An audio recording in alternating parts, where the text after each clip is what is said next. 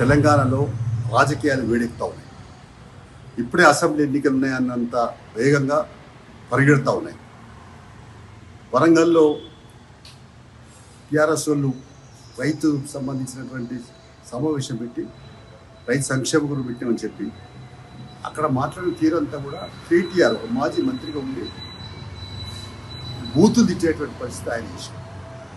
కౌంటర్గా మళ్ళా కాంగ్రెస్ మళ్ళీ బండి సంజయ్ కేటీఆర్ని ఏదో విమర్శించిందని కౌశిక్ రెడ్డి బండి సంజయ్ని విమర్శించడం, బండి సంజయ్ కౌశిక్ రెడ్డి విమర్శించడం, ఇది ఈ బూతుల మాటలే దాటిపోయి ఇప్పుడు మళ్ళీ దాడులకు వచ్చే పరిస్థితి ఏర్పడింది.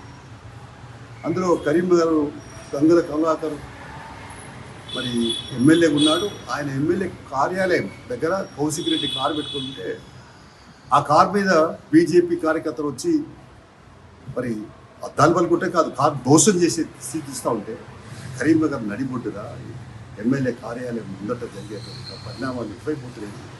ఇవాళ చర్చించాల్సిన అవసరం. అయితే ఆవులేవలు కొట్లాడుకుంటూ లాయల్కాలు ఎరుగుతున్నట్టుగా వీళ్ళు ఇప్పుడు నాయకులు మంచిగా ఉంటారు, కింద కార్యకర్తలు నలిగిపోయేటువంటి పరిస్థితి వచ్చింది. ఇది నిజంగా చెప్పాలంటే మరి రాష్ట్ర ప్రభుత్వం కూడా సీరియస్గా ఇలాంటి దుశ్చర్యల మీద ఉక్కుపాదం మోపకపోతే దీనిపైన ఇంకా భవిష్యత్తులో రాజకీయాలు మరి ఒక సాపిగా లేదా నిదానంగా ప్రధానం కొనసాగే పరిస్థితి, సజావుగా సాగే పరిస్థితి ఉండదు. ఇది నిజంగా ఈ మధ్య సంఘటన చూస్తూ ఉంటే దిగజారిన రాజకీయాలకు నిదర్శనం, దిగజారిన రాజకీయాలకు అడ్డం పడతా ఉందని చెప్పి చెప్పక తప్పదు. అందుకనే ఇది ఏదైనా తీవ్రంగా ఖండిస్తున్నాం. ఇలాంటి మరి బూతు మాటలు వాడడాన్ని ఖండిస్తున్నాం. రెండు వైపున భౌతిక దాడులను ఇంకా తీవ్రంగా ఖండిస్తున్నాం. కమ్యూనిస్టు పార్టీగా ఇలాంటి వాటిపైన కూడా రానున్న కాలంలో రాజకీయాలు ఇవాళ కలుషితమైపోయినట్టు అర్థం అవుతుంది. కాబట్టి ఇది ఇప్పటికైనా ఈ బుర్జువా పార్టీలు, అధికారమే ప్రధానంగా ఆలోచించే పార్టీలు, ప్రజల జీవితాలతో చెలగాట వాడే పార్టీల వాళ్ళ నాయకులు కూడా సమయం పాటించకపోతే ప్రజలే తిరుగుబాటు చేస్తారు. ఇలాంటి బూతు మాటలు మాట్లాడే వాళ్ళను లేకుంటే భౌతిక దారిలో పాడే వాళ్ళను ప్రజలు తిరుగుబాటు తప్పదని చెప్పేసి హెచ్చరిక చేస్తూ ఉన్నాం. ఇప్పటికైనా మరి కేంద్ర మంత్రిగా ఉన్నాడు మరి బండి సంజయ్ గారు, హోంశాఖ మళ్ళా సహాయ మంత్రిగా ఉన్నాడు.